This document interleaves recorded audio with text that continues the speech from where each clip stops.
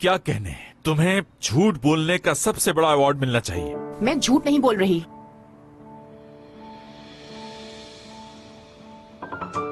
बस करो।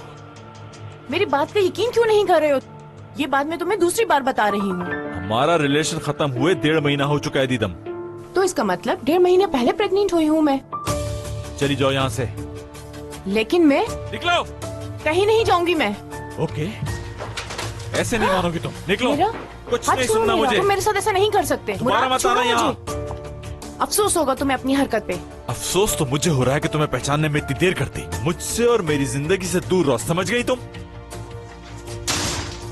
हाँ। खुद फोन करोगे और आकर पांव पकड़ोगे। हाँ।